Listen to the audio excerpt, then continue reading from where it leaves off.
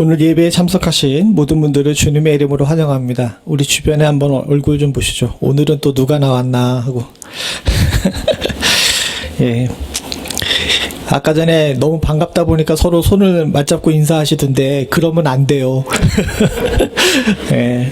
몇 가지 예방수칙 여러분들 잊지 않아 주셔야 되는 게 지금 코로나가 잠잠해진 것처럼 이야기를 하고 있지만 엊그제 뉴스에 하루 전 세계의 확진자 숫자가 15만 명이랍니다. 시작한 이후로 피크를 찍었대요. 즉 지금 줄어들고 있는 게 아니라 여전히 늘고 있는데 우리가 그냥 적당히 이제 익숙해져 가지고 그렇게 살고 있는 겁니다. 이런 때일수록 조심하시고 서로 돌봐야 할 줄로 압니다.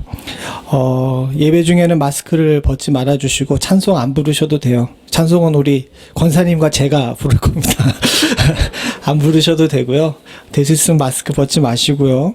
자리에 떨어져 앉는 거 지켜주시고 서로 이렇게 악수하지 마시고 멀찌감치 떨어져서 인사해 주시기를 부탁을 드립니다. 오늘 친교는 장명덕 장로님 그리고 김춘성 권사님 내서 해주셨습니다. 원래 순서가 있다라고 권사님 밥 하시려고 그러길래 제가 말렸습니다. 그랬더니 장로님께서 도너스 값을 가지고 오셨는데 너무 많이 가져오셔서 한 2주 먹을 수 있을 것 같아요. 그러니까 오늘 식사는 장장로님 가정에서 낸다는 거 기억해 주시고 기도 많이 해 주시기 바랍니다. 장장로님 이번 달 말일에 마지막 주사를 맞으시고요. 7월 중순까지 약 드시고 나면은 치료는 다 끝나는 겁니다. 이미 피검사 수치로는 그 원래 생겼던 암 부위의 수치는 정상으로 돌아왔는데 그래도 마지막까지 계획된 치료 과정은 다 해야 되기 때문에 해야 합니다. 우리 장장로님 연세도 있으시고 그러셔가지고 잘 견디긴 하셨는데 살이 좀 많이 빠지시고 기력이 좀 이렇게 좀 낮아지셨다 그래요. 그게 되게 아픈데 잘 참고 넘기신 것 같습니다. 우리 장로님을 위해서 많이 기도해 주시기를 부탁을 드립니다. 예. 다른 광고 있으신가요? 예, 없으시면 우리 하나님 말씀 보죠. 나훔 1장 1절부터 8절입니다.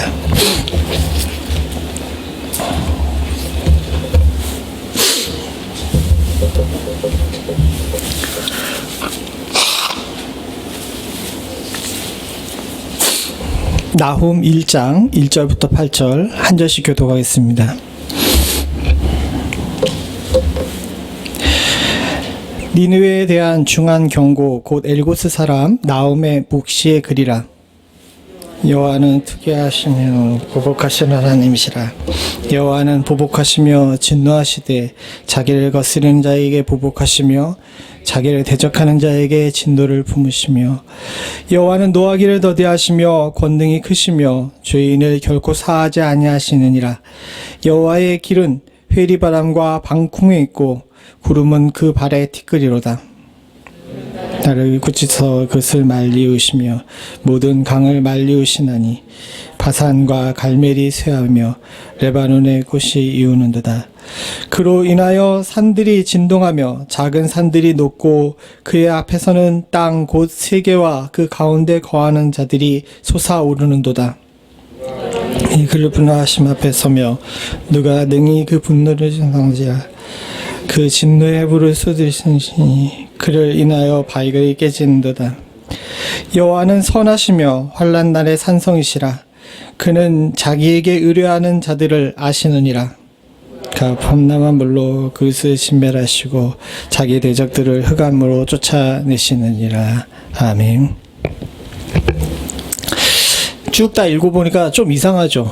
이랬다 저랬다 하지 않습니까? 한쪽에선 진노하시는 하나님을 이야기하는데 한편으로는 노하기를 더디하시는 하나님을 이야기하고 한쪽에서는 분노하고 진노하셔서 온 세상을 깨트리시는 그런 분으로 나오시는데 한편으로는 선하다라고 이야기를 하고 있습니다. 이 혼란스러운 책이 성경에 들어와서 우리에게 읽히고 있는 것이 조금 이상할 수 있어요. 특별히 1장 1절을 보게 되면 우리 같이 한번 다시 읽어보죠. 시작. 니느웨에 대한 중한 경고 곧 엘고스 사람 나훔의 묵시니라. 1장 1절에 보통 선지서에 보게 되면 이 선지서에 대한 외부적 인포메이션이 거의 다 나옵니다. 근데 다 보시는 것처럼 보통 선지서에 나온 예언은 이스라엘이나 남유다, 즉 야곱의 자손들을 향해서 예언하는 경우가 많이 있습니다. 구약에는. 그런데 여긴 딱 찍어가지고 니느웨에 대한 중앙 경고라고 이야기를 했죠. 즉 이스라엘을 향한 예언이 아닙니다. 이런 예언이 따로 소선지서로 나와 있는 것은 우리가 먼저 봤던 그 에돔에 관한 경고를 제외하고는, 오바댜를 제외하고는 여기 나홈이 유일합니다. 특별히 니느웨 같은 경우는 이스라엘과는 거리가 먼 저 아시리아의 수도죠. 여러분 다 아시는 것처럼 요나 때에 하나님께서 미리 경고하라고 말씀하신 그 도시를 말하고 있습니다. 이스라엘과 직접적으로 관계가 없는 것처럼 느껴지는 이 니느웨에 대한 경고이자, 특별히 이 나홈이라는 사람을 보게 되면 성경에 아무런 이야기가 없어요. 그리고 그 주석에도 보게 되면 나홈에 대한 얘기를 쓰게 되면 언제 살았는지 어느 때의 일인지 그냥 다 추정입니다. 여기 또한 엘고스 사람이라고 나와 있는데 심지어는 엘고스가 어디 있는지도 아무도 몰라요. 그 전까지는 예루살렘 근처에 있는 도시라고 이렇게 얘기를 했는데 요즘에 또 갈릴리 근처에 있는 도시라고 이렇게 연구자들마다 다 각각 다릅니다. 즉 1장 1절만 보게 되면 도대체 왜 이 나홈이라는 성경책이 구약 성경 안에 들어왔는지, 그리고 우리가 왜 이 성경을 봐야 되는지에 대해서 잘 이해가 가지 않을 수가 있습니다. 그러나 그럼에도 불구하고 나홈이 이 성경 안에 들어오게 된 이유가 있죠. 그것은 무엇이냐면 나홈 안에는 성도가 감당할 수 없는 어려움을 당했을 때 어떻게 대처해야 되는지, 또 하나님께서는 어떻게 성도를 돌보시는지에 대해서 아주 잘 드러나 있기 때문에 그렇습니다. 3장밖에 안 되는 짧은 성경이지만 이 성경 안에서는 나홈이 당했던 그 시대의 아픔과 이 시대의 아픔 속에서 정말 의인은 어떻게 살아야 되는지, 그리고 의인이 무엇으로 말미암아 구원을 얻는지에 대해서 너무 잘 나와 있기 때문에 이 나홈이라는 성경 자체는 아주 짧은 성경이지만 많은 목회자들에게 연구되고 또 설교되는 그런 본문이기도 합니다. 혹시 여기 나홈에 관한 설교 들어보신 분 계십니까? 한두 번은 들어보셨을 텐데 여러분들이 잘 기억을 못 하시죠? 그러나 이 나홈에 얘기하고 있는 이 묵시와 또 여기에 나와 있는 예언은 지금 어떻게 보게 되면 우리 시대에 가장 필요한 말씀이라는 그런 생각이 들어요. 아까 전에 말씀드렸듯이 니느웨에 대해서 이야기했다 그러는데 이 니느웨는 성도가 당할 수 있는, 감당할 수 없는 위험에 관해서에 대한 상징입니다. 감당할 수 없는 일을 만났을 때라고 말을 했는데, 이 나홈이 살던 시대에 이 니느웨로 대표되는 아수르, 일반 역사서에서는 아시리아라 그러죠. 아시리아는 정말 감당할 수 없는 그런 위험이었어요. 여기 지도를 보게 되면 저기 빨갛게 표시되어 있는 게 아수르 제국의 국경선입니다. 지금으로 보게 되면 이집트서부터 시작해서 이란 지역, 그리고 북쪽으로는 터키까지 이렇게 쭉 되어 있는 지역인데, 지금에서야 저 지역이 그렇게 석유를 제외하고는 볼 게 없는 그런 지역이지만 저 때가 BC 7세기였거든요. 그러니까 BC 7세기에 주님 오시기 전에 700년 전에 저 아수르 제국의 저 국경선이었는데, 저 정도 국경선이면 그 당시 세계의 문명 세계는 거의 전부 다를 이야기하는 겁니다. 저 지역 외에 볼 수 있는 지역이라고는 지금 그리스 지역에 있는 도시 국가들 몇 개랑 그때 당시엔 노마도 그냥 그 강가에 있는 촌락 정도였어요.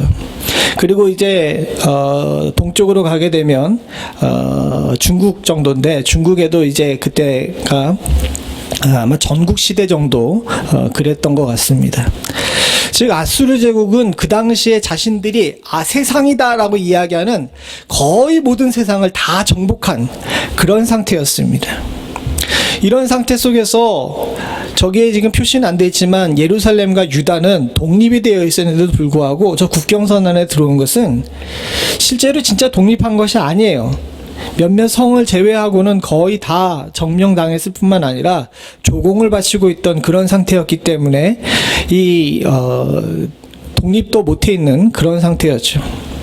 근데 큰 문제가 뭐냐면 저렇게 큰 나라임에도 불구하고 아수르는 굉장히 부도덕했어요. 지금 기준으로 볼 때. 오늘 성경에 읽진 않지만 3장 1절에 보게 되면 이런 표현이 나옵니다. 화 있을진저 피의 성이여 그 속에는 괴울과 강포가 가득하고 늑탈이 떠나지 아니하는도다. 밑에는 표준세 번역 공동 번역인데요. 공동 번역이 표준세 번역보다 훨씬 더 직접적으로 얘기를 해서 저렇게 공동 번역을 읽겠습니다. 같이 봅니다. 시작. 피로 절은 이 저주받을 도시야. 협잡이나 해먹고 약탈을 삼고 노략질을 그치지 않더니. 제가 성경을 읽다가 종종 되게 밋밋하다라고 생각할 때는 공동 번역을 펴서 있습니다. 굉장히 말이 좀 저렴하죠. 그런데 우리 성경에도 그렇고 공동 번역에도 나와 있는데 니느웨를 가르쳐서 별명을 피성이라고 이야기합니다. 피성. 그 니느웨라는 성 자체가 제국의 수도로 그 당시에 세계 최고의 도시임에도 불구하고 다른 사람들의 눈에 볼 때는 피로 쩔은 도시예요. 협잡이나 해먹고 약탈을 일삼고 노략질을 그치지 않더니 라고 이야기하는데 이것이 아수르의 정체성을 이야기하는 겁니다. 어땠냐 하면 아수르 같은 경우는 쭉 가가지고 군대를 몰고 가요. 그 다음에 성을 포위한 다음에 항복해라. 항복하지 않으면 다 죽이겠다라고 이야기를 합니다.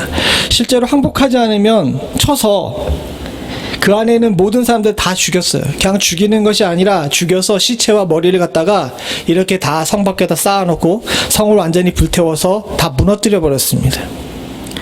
시체를 산처럼 쌓아놓은 거예요. 그 당시까지 많은 나라들이 전쟁을 했지만 그렇게까지 한 나라들이 없었습니다. 그리고 재산을 모두 다 끌고 가가지고 제국의 수도로 보내죠. 항복하라고 했으니까 옆집에서 그렇게 당하는 걸 봤으니까 항복을 했어요. 항복을 하면은 다 살려줬을까요? 아니에요. 왜 여기 협잡이라는 얘기가 나왔냐면 그 안에 있던 많은 사람들을 심심해서 죽였어요. 대표적인 예로 보게 되면 이 10절에 3장 10절에 나와 있는 건데 이것도 공동 번역입니다. 10절 같이 한번 읽어보죠. 같이 봅니다. 시작. 그런데 데베스의 시민들을 너는 사로잡아 갔었지. 그러다가 종으로 부려먹었지. 어린 것들을 거리 모퉁이에서 찢어 죽이고 유지들은 제비를 뽑아 끌어가고 귀인들은 모두 사슬로 묶고 끌고 갔었지.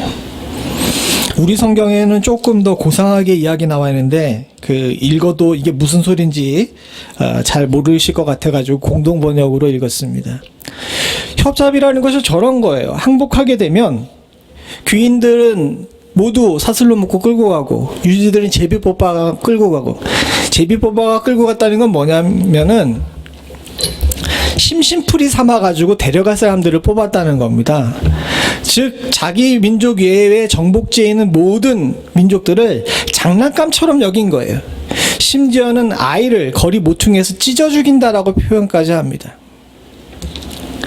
그런데 큰 문제가 있죠. 아까 전에 지도에서 봤듯이 전 세계의 모든 곳, 문명사회라는 모든 곳을 아수르가 정복하고 있었기 때문에 피할 곳이 없어요. 넌 말려줄 나라도 없습니다. 아수르라는 나라가 행하고 있는 모든 일들을 갖다가 그냥 다 감내해야 되는 그런 상황이죠. 이런 상황 속에서 이 선지자와 유다 많은 백성들은 마음속에 분노를 품고 괴로웠습니다. 나음도 그래서 이야기하죠. 아까 전에 1장 1절을 봤지만 중한 경고라고 이야기한 것은 누구도 말려줄 수 없는 이 아수르의 횡포 가운데 믿는 자들이 이걸 감당할 수가 없는 거예요. 우리도 지금 마찬가지 시대에 살고 있습니다. 어떻게 보게 되면 우리가 겪고 있는 일들이 그냥 감당할 수 없는 일이죠. 종종 신방하거나 성도들을 만나게 되면 성도들이 한결같이 물어보시는 그 질문이 있습니다. 목사님, 이번 사태가 언제까지 갈까요? 라고 물어보죠. 여러분, 오늘 이거 방송도 나가고 보실 거니까 저한테 그런 질문 하지 마세요, 앞으로는. 왜요? 저도 해줄 대답이 없습니다. 아무도 몰라요. 지금 감당할 수가 없죠. 심지어는 질병만의 문제가 아닙니다. 사회 시스템이 무너지고 경제적으로 괴롭고 사람과 사람 사이의 갈등이 증폭이 됩니다. 이젠 누가 옆에서 걸렸대라고 그러게 되게 되면 은근히 공포심 때문에 실제로 걸리지 않았는데도 불구하고 잘못된 그런 소문을 듣고 나서 사람을 피하게 됩니다. 그리고 잘 보게 되면 인간의 밑바닥이 지금 곳곳에서 보여요. 아까 전에 제가 광고 시간에 잠깐 말씀을 드렸는데 금요일 날인가 전 세계 확진자 숫자가 15만을 넘었답니다. 미국도 지금 8개 주가 확진자가 2배 이상 늘어서 폭증해서 다시 락다운을 생각한다라고 그러죠. 세계 초강대국인데, 그리고 많은 사람들이 부러워하고 세계 제1의 의료 시스템을 가지고 있다라고 생각했었는데 순식간에 우리들이 약점이 보이고 이것을 감당할 수 없다는 사실에 대해서 우리들은 은근히 이 이슈에 대해서 피하죠. 이젠 정치가들도 많은 사람들도 이 문제가 우리의 손에서 떠난 문제라고 생각하기 때문에 그냥 그러려니 하고 살고 있는 것 같습니다. 중국도 마찬가지입니다. 그렇게 능력 있고 돈 많고 자랑하면서 굴기를 외치던 상황인데 지금 다시 베이징이 난리가 났다라고 이야기하죠. 다른 나라 이야기도 지금 현재 상황도 비판하는 것이 아닙니다. 사실은 여기에서 우리 모두가 다 자유로울 수가 없어요. 아까 전에 첫 번째 제목으로 삼았던 것처럼 우린 지금 감당할 수 없는 시대에 살고 있는지도 모르겠습니다.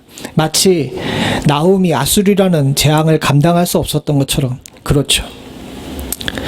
과연 이런 시대를 살면서 감당할 수 없는 문제를 당한 성도들은 이 문제를 어떻게 대처해야 되느냐는 거예요. 누구 하나의 힘으로, 인간으로, 또 교회의 힘으로 어떻게 이 문제를 감당할 수가 없습니다. 그런 상황 속에서 우리가 해야 될 일은 무엇일까요? 이 일을 먼저 과거에 겪었던 사람이 있었습니다. 바로 다윗이었죠. 다윗이 시편 11편 3절부터 4절에 이런 말씀을 미리 우리들에게 이야기해 줬습니다. 같이 한번 읽어보겠습니다. 시편 11편 3절 4절입니다. 시작. 터가 무너지면 의인이 무엇을 알고 여호와께서 그 성전에 계시니 여호와의 보좌는 하늘에 있으며 그 눈이 인생을 통촉하시고 그 안목이 저희를 감찰하시는도다. 사랑하는 성도님들, 지혜로웠던 다윗은 감당할 수 없는 문제, 즉 터가 무너지게 되면 믿는 성도인 의인은 하나님을 바라봐야 한다라고 이야기하고 있습니다. 바로 지금 시대에 우리가 감당할 수 없는 문제를 만났을 때 행할 수 있는 가장 지혜로운 방법은 의인이 터가 무너졌을 때 하나님을 바라봐야 되는 것처럼 하나님을 알아가는 것이 중요한 줄로 믿습니다. 그래서 사랑하는 성도님들, 나홈은 하나님을 알기를 원했습니다. 나홈만 그랬던 것이 아니죠. 우리는 이미 호세아 6장 3절에서 한번 이 말씀을 함께 나눈 적이 있습니다. 그러므로 우리가 여호와를 알자, 힘써 여호와를 알자. 그의 나오심은 새벽빛같이 일정하니 비와 같이 땅을 적시는 늦은 비와 같이 우리에게 임하시느니라 하니라. 사랑하는 성도님들, 우리는 지금 이 감당할 수 없는 시대에 하나님을 힘써 알아야 됩니다. 사실 이것이 두 개의 상관관계가 무엇이 연결되는지 잘 이해하지 못할 수가 있어요. 시대가 어려운 거는 바로 눈앞에 있는 겁니다. 바이러스의 문제, 생명에 관한 문제죠. 당장 장 보러 가기조차도 그렇게 쉽지가 않습니다. 이렇게 굉장히 현실적인 문제예요. 마찬가지로 아수르의 문제도 그렇습니다. 다 아시는 것처럼 히스기야 시대의 사내립은 군대를 엄청나게 끌고 왔습니다. 지금에야 10만 넘는 것이 그렇게 숫자가 대단한 것처럼 보이지 않지만 그 당시에는 전 세계 인구가 1억이 좀 넘는 시대였어요. 그 당시에 예루살렘이라는 작은 성 하나 치려고 아수르 군대가 11만 5천 이상이 몰려왔습니다. 실제적으로 감당할 수 없는 그 칼은 바로 코앞에 있는 칼이에요. 그럼에도 불구하고 해결책은 하나님을 아는 것입니다. 왜 그런가요? 아까 저희도 잠깐 말씀드렸지만 2절부터 8절까지 보게 되면 하나님에 관한 나홈의 정의가 나오는데 참 이리저리 왔다 갔다 해요. 진노의 하나님이라고 이야기했다가 오래 참으시는 하나님이라고 이야기했다가 당장 분노하시는 하나님인 것처럼 모든 것을 다 파괴하시는 것처럼 얘기했다가 선하신 하나님이라고 이야기하죠. 그만큼 혼란스럽죠. 그러나 우리가 하나님을 정확하게 알아야, 이 땅을 주관하시는 그분이 누구신지를 알아야 당장 눈앞에 있는 칼과 바이러스의 위협이 하나님 손 안에 있다는 사실을 알게 되고, 통제하실 수 있는 하나님에게, 나는 해결할 수 없으니까 통제하실 수 있는 하나님에게 나를 맡길 수가 있게 되는 겁니다. 그래서 선지자들이 위협의 시대에는 항상 하나님을 알자라고 이야기를 하고 있는 거예요.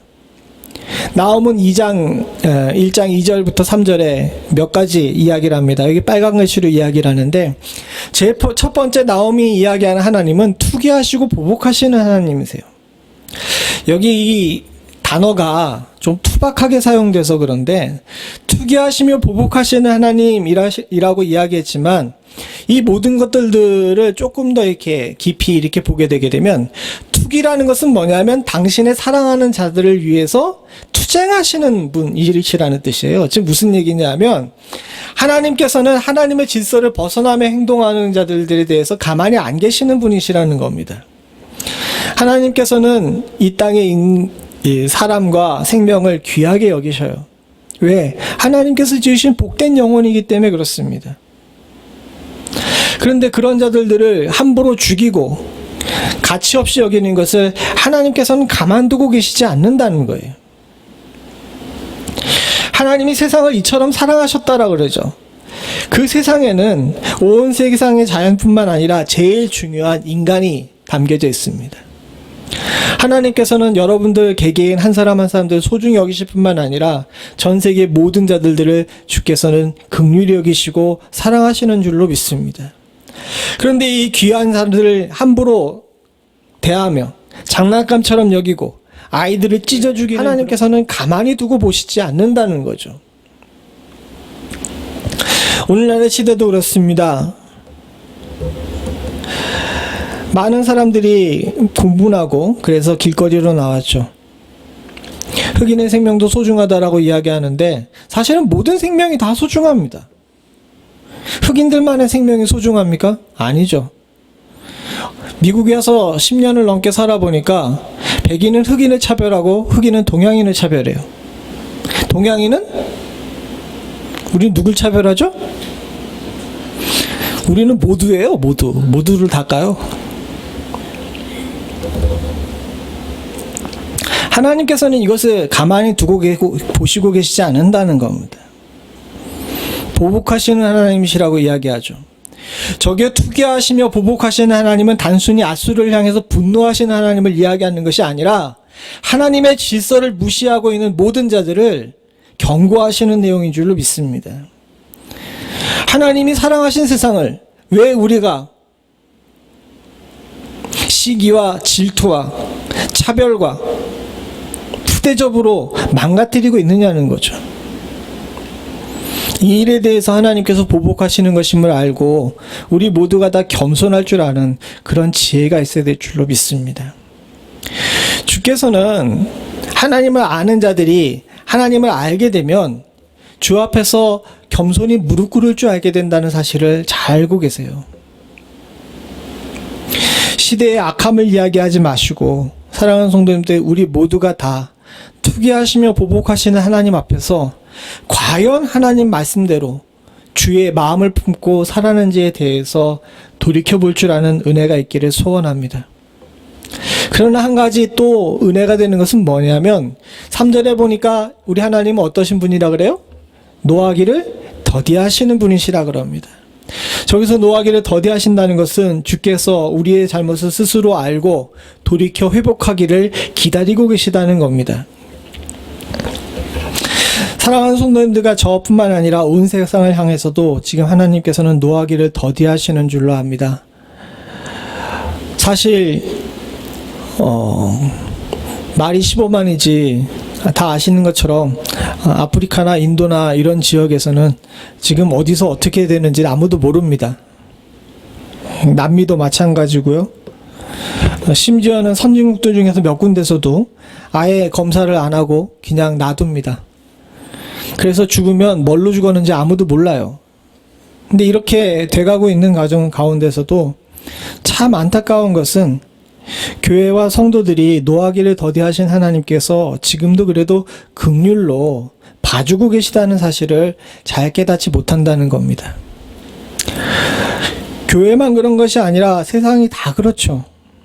사랑하는 성도님들, 더 늦기 전에 하나님 앞에서 아직 기회가 있음을 기억하고 주님 앞에 돌아갈 줄 아는 지혜가 있어야 될 때인 줄로 압니다. 감당할 수 없는 일을 만날 때 사랑하는 성도님들, 우리가 기댈 수 있는 것은 노하기를 더디하시는 하나님께서 그래도 우리들에게 기회를 허락하고 계시다는 것을 알아야 된다는 겁니다. 남유다가 그랬습니다. 아수르의 침입 앞에서 정말 풍정드나와 같은 그런 상황 속에서 모두가 다 이제 망했다라고 생각을 했습니다. 심지어는 적장이 아주 치욕적인 편지를 보냈을 때 모든 성민들이 성벽에 기대서 울고 있었습니다. 그때 다 아시는 것처럼 히스기야가 그 편지를 들고 주의 성전에 가서 옷을 찢고 울면서 기도하죠. 하나님, 이거 보십시오. 우리가 죽는 건 상관없지만 당신의 이름이 땅에 떨어지게 생겼습니다.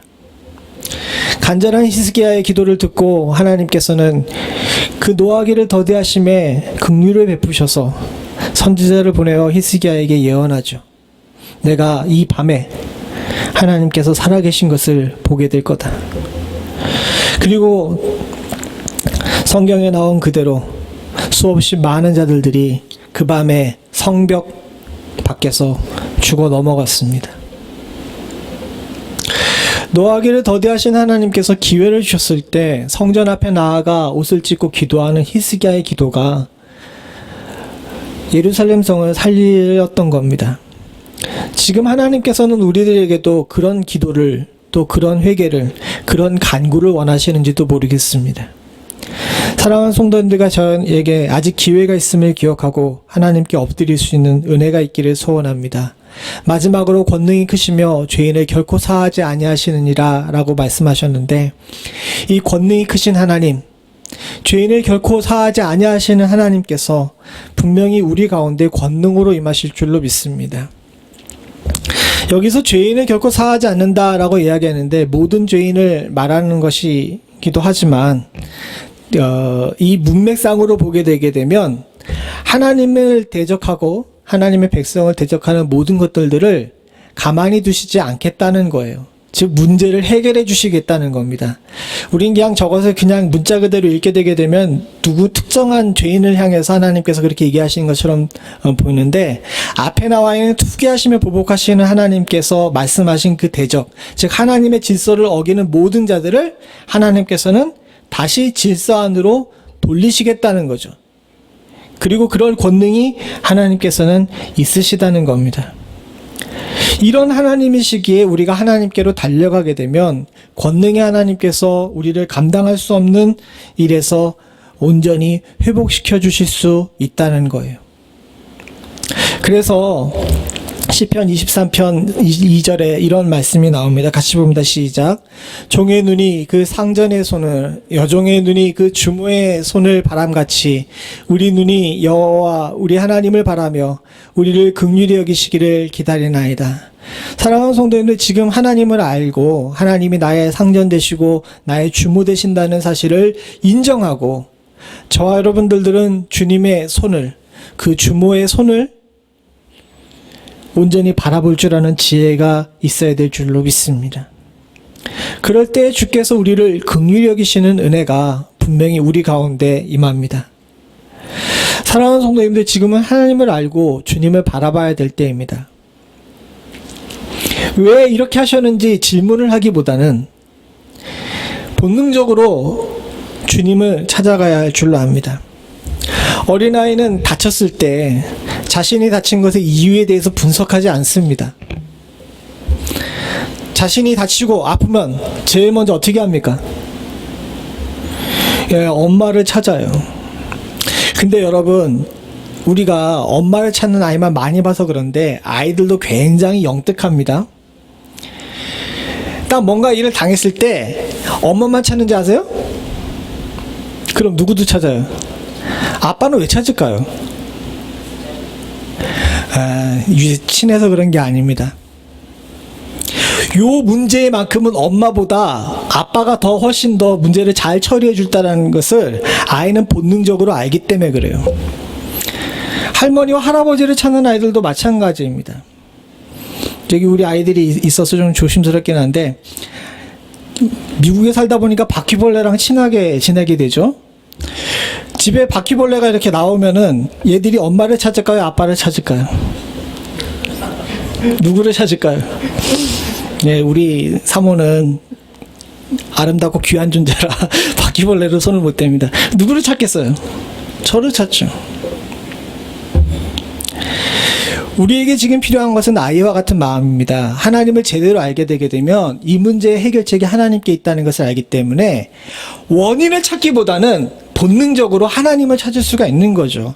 마치 아이가 사태의 어떤 문제냐에 따라서 밥을 원할 때는 엄마를 찾고 다른 힘써야 될 일은 아빠를 찾는 것처럼, 그렇게 본능적으로 아빠 엄마를 찾는 것처럼 하나님을 찾아야 될 때라는 거예요. 지금 답답하고 안타까운 것은 무엇이냐면 성도들도 교회도 그냥 원인을 얘기하고 있어요. 누구 탓을 이야기해요. 지금은 사실은 그래야 될 때가 아닙니다. 감당할 수 없는 문제를 만났다고요? 나오미 한 것처럼 원인을 찾기보다는 먼저 지금 당장 급한 문제 하나님을 찾고 하나님께 자비와 긍휼을 요구하는 그런 자세가 우리들에게 필요한 줄로 믿습니다. 사랑하는 성도님들, 지금은 날 살려주실 수 있는 분을, 날 지켜주실 수 있는 분을 본능적으로 찾아야 될 시대인 줄로 압니다. 그래서 우리 하나님을 찾습니다. 하나님은 세상의 주인이고 환난 날의 산성이시죠. 저긴 그냥 나온 얘기가 아니라 오늘 말씀에 나온 그 얘기입니다. 세상의 주인이신 하나님, 4절부터 5절에 보게 되면 하나님께서는 온 세상 자연 만물을 주장하시는 하나님이심을 이야기합니다. 바다를 꾸짖으시고 강을 말리우시고 꽃을 피게 만들고 하기도 하시고 쇠하기도 하시고, 심지어는 산을 녹이고 땅을 쏟아서 산을 만드시는 분이 하나님이십니다. 당장 눈앞에 나옴은 아수르인들의 칼이 무서웠지만 하나님께서는 그거보다 더 위대하신 일들, 세상 전체를 주관하고 계시다는 거죠. 아까 전에 지도를 보여드렸습니다. 그 당시 지도를 보게 되면 아수르가 세상의 모든 문명사회를 지배하는 것 같죠. 근데 지금은 그 지도를 보고 여러분들이 놀라워하지 않습니다. 그 당시 사람들은 저만큼 아수르가 지배했다 그러면 와 대단하다 하면서 다 놀랐을 거예요. 우리는 근데 그 지도를 보며 놀라지 않아요. 옛날에 쓰던 참 큰 나라네 이렇게 생각하고 말죠. 왜 그럴까요? 왜 그럴까요, 여러분? 우린 이미 지구본을 봤기 때문에 그래요. 저 조그만한 지역에 있는 나라, 지구에 비하면은 요만큼밖에 안 된다는 사실을 우리는 잘 알고 있기 때문에 그렇습니다. 아수르가 하나님을 깊이 알게 되니까 단순히 눈앞에 칼을 휘두르고 있는 아수르가 아니라 나움이 하나님을 깊이 알게 되니까 단순히 눈앞에 칼을 휘두르고 있는 아수르가 아니라 전 세계를 지배하고 있는, 온 세상과 온 우주를 지배하고 있는 하나님을 알게 되니까 이놈의 아수르 정도는 아무것도 아닌 것이 되는 거예요. 우리 하나님은 그렇게 능력이 있으시고 힘이 있으신 분이신 줄로 믿습니다. 실제로 나홈서 2장에 보게 되면 놀라운 일이 벌어집니다. 이 지도가 니느웨의 지도예요. 여러분 모술이라고 아십니까? 그 IS라고 한동안 중동을 시끄럽게 했던 그런 나라가 아니죠. 테러 단체를 아실 겁니다. 근데 IS가 한창 발응했었을 때 그 사람들이 왜 문화재들을 갖다 폭탄을 심어가지고 폭파시켰었죠. 그 모술에 있는 문화재들을 폭파시켰는데 그 모술에 있던 문화재들이 다 저 니느웨, 아수르의 문화재들입니다. 모술 땅 밑에 니느웨가 있었는지 그동안 아무도 몰랐는데 1800년대에 영국의 고고학자들이 가서 발견을 했어요. 저 니느웨라는 성이 저렇게 생겼습니다. 그런데 옆에 보게 되면 여기 강이 하나 있죠. 요 강. 이게 티그리스 강이에요. 니느웨는 그 당시에 굉장히 큰 성읍이자 발달된 성읍이고, 보시는 것처럼 성벽뿐만 아니라 바깥에 이렇게 해자까지 파놓은, 그 당시에 있어서는 최고의 성입니다. 그 어떤 나라도 함부로 정복할 수 없는 그런 나라죠. 그런데요, 참 놀라운 일이 벌어집니다. 나홈서 2장 1절서부터 10절인데 이걸 우리가 한번 쭉 다 읽어보기를 원해요. 읽어보면 좀 재밌습니다. 왜 표준 세번역으로 해놓은 건데요. 한번 같이 읽어보죠. 제가 1절 읽고 여러분 2절 읽으면서 번갈아 가며 읽겠습니다.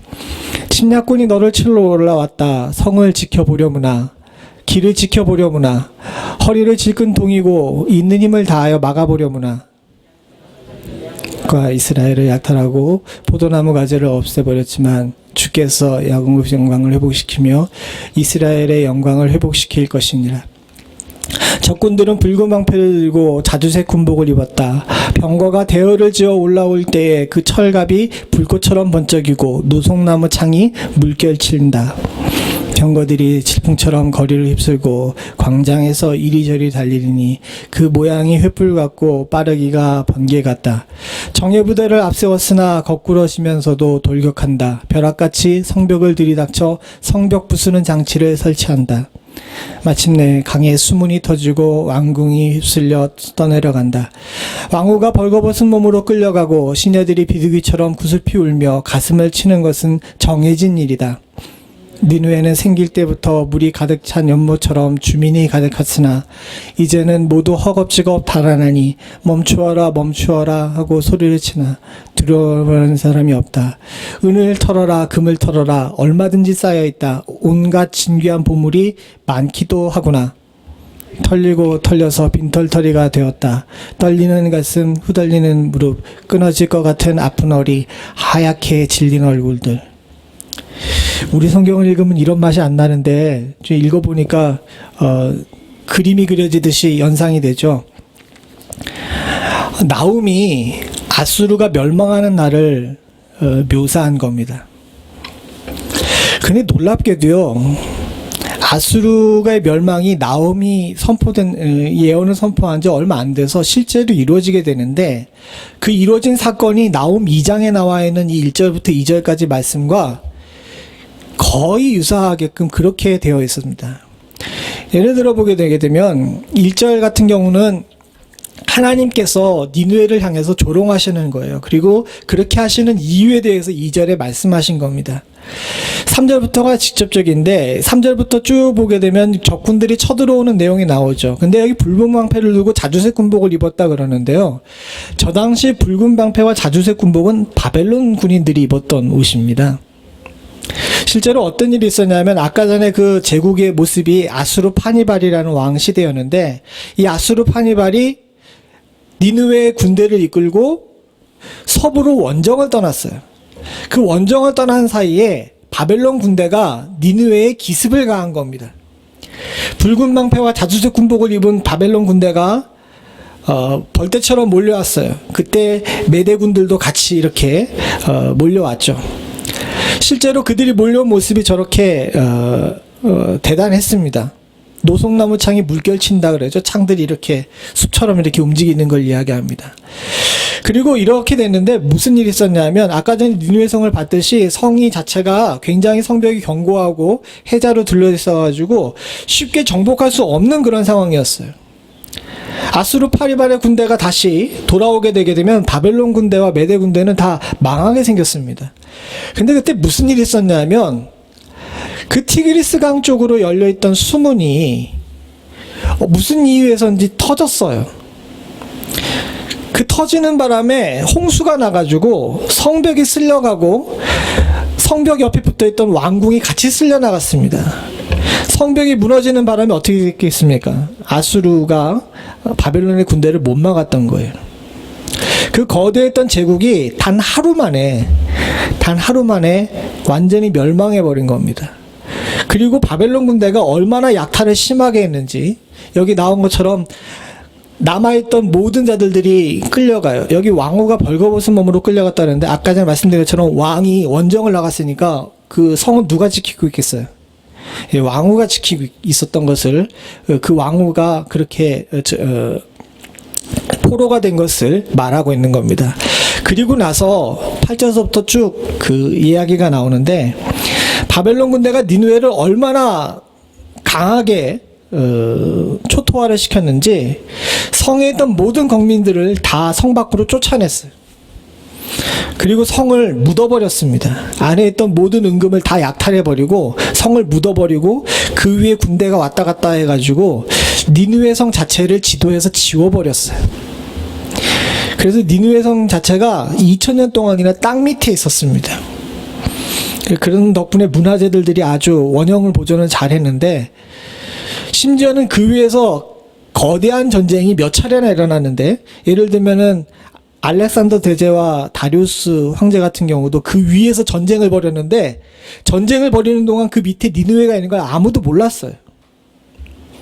중동에서도 여러 차례 전쟁이 그 위에 있었는데도 불구하고 아무도 모를 정도로 그렇게 바벨론이 니느웨를 완전히 멸망시켜 버린 겁니다. 누구도 다 니느웨라는 성, 아수르라는 성이 저렇게 순식간에 멸망할 것이라는 건 생각을 못했어요. 당장 눈앞에 칼을 들이대고 감당할 수 없는 위협이 됐던 그런 성인데, 하나님께서 하시니까 하루아침에 싹 사라져 버린 겁니다. 사실 우리를 위협하고 있는 많은 것들은 그렇습니다. 하나님께서는 예언하시고 그 예언을 성취하시는 신실하신 하나님이신 줄로 믿습니다. 당신의 백성을 긍휼히 여기시겠다라고 말씀하셨으면 반드시 긍휼히 여기실 줄로 믿습니다. 더 우리가 믿고 확신해야 될 것은 머리로는 믿어지지 않는 그 일이 분명히 일어날 거예요. 나오미 2장에 이런 예언을 했을 때 누구나 믿었을까요? 아수르 같은 나라가 그렇게 생각을 했겠죠.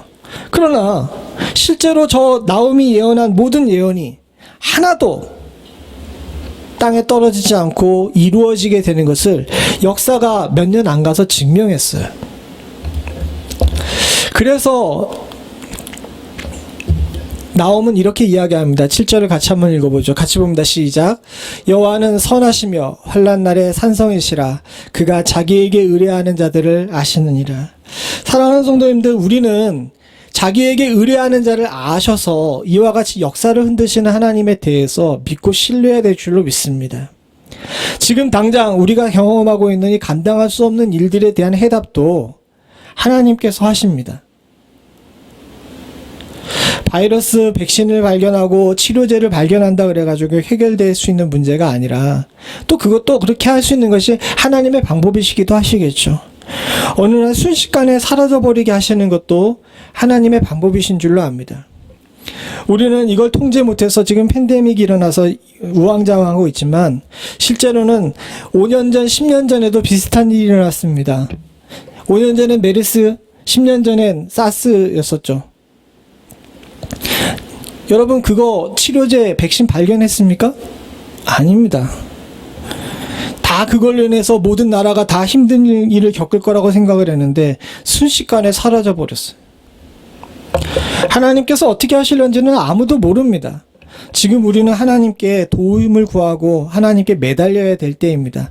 마치 아수르의 문제 앞에서 나옴이 매달렸을 때, 이스라엘 민족이 매달렸을 때 하나님께서 그들은 손 하나 까딱 안 대고 행한 일 아무것도 없어도 해결하셨던 것처럼 분명히 그와 같은 역사가 우리 가운데 일어날 줄로 믿습니다.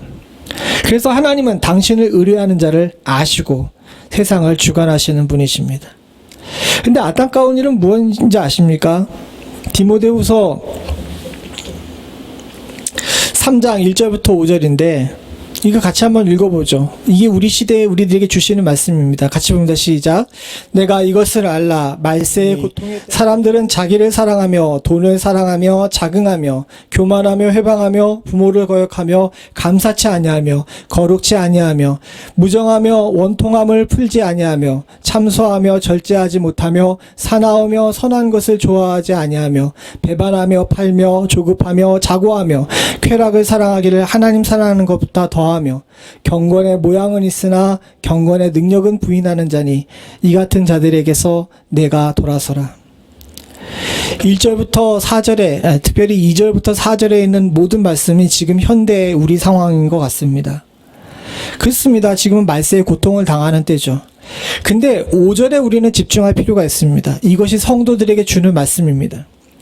경건의 모양은 있으나 경건의 능력은 부인합니다.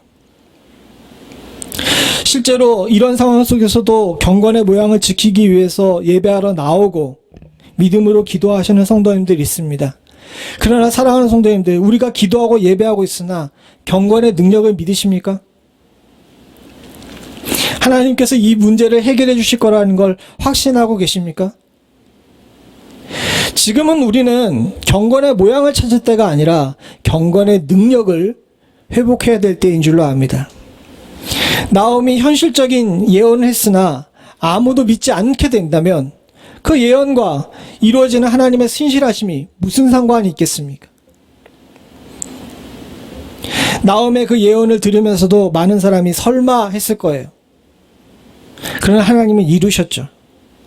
하나님은 당신을 찾는 자들을 아시기 때문에 단 한 명이라도 그 예언의 말씀을 믿는 자들을 통해서 산을 들어 바다에 빠뜨리시는 역사를 이루시는 줄로 믿습니다.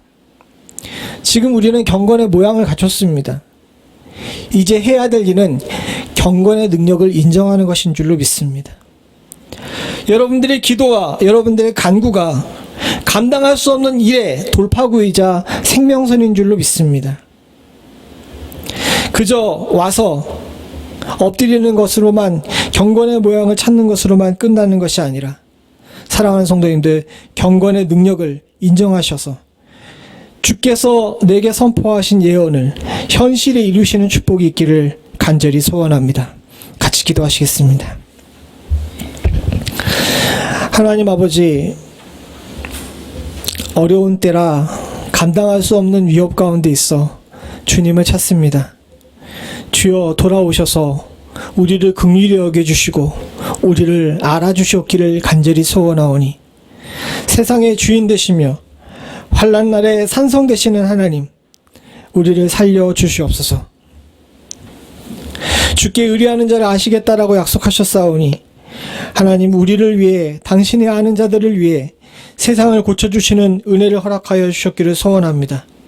특별히 주여, 간절히 바라고 소원하기는 그저 이렇게만 말로만 하는 것이 아니라 우리의 경건의 모양에 더하여서 경건의 능력 또한도 믿고 확신할 수 있는 저희들 될 수 있도록 주님 도와주시옵소서. 그저 습관을 따라서 모양만 찾는 것이 아니라 머리로 믿어지지 않으나 하나님 또 미리 예상하지 못하나 주께서는 우리의 기도를 통하여서 세상을 고쳐주실 거라는 걸 확신할 수 있기를 소원하오니 바라고 소원하기는 믿음이 없는 시대에 믿음을 굳건히 지켜 경건의 능력을 인정할 줄 아는 자가 되어 하나님의 능력을 내 것으로 소유할 수 있는 저희들 될 수 있도록 주님 도와주시옵소서. 바라고 소원하기는 주의 사랑하는 성도들이 믿음 안에 더욱더 굳건히 서기를 소원합니다. 하나님께서는 약속을 어기신 적이 없으시다는 사실을 기억할 수 있기를 소원하오니 아버지 하나님께서 나를 붙드시고 나의 산성되시겠다는 주의 약속을 굳건히 신뢰할 수 있는 저희들 될 수 있게 하여 주시옵소서. 모든 말씀 예수님의 이름으로 기도드리옵나이다.